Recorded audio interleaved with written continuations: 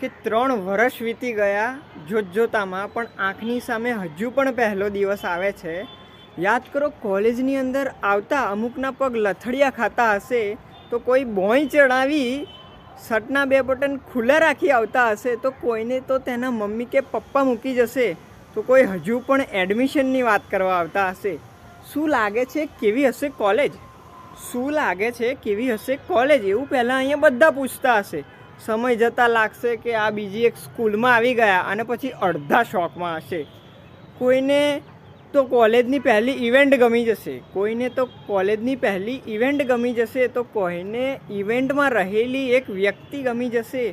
કોઈના તો દિલ તો ત્યારે જ તૂટશે, કોઈના દિલ તો ત્યારે જ તૂટશે તેના મિત્રો તેને સમજાવતા હશે કે હશે ભાઈ, હશે.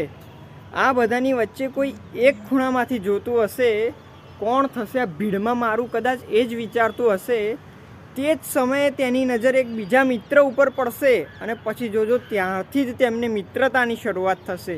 પછી તો ડેઝ આવશે, ટ્રીપ આવશે, પછી તો ડેઝ આવશે, ટ્રીપ આવશે.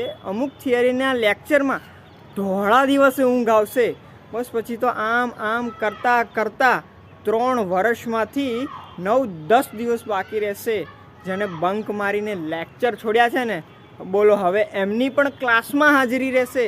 પછી આની જેમ ફેરવેલનું ફંક્શન આવશે, મારી જેમ અહીંયા કોઈ બીજું ઊભું હશે, તેના જ સૂરમાં કંઈક કહેતું હશે કે આ તો જીવન છે, ચાલતું રહેશે. રાધે રાધે.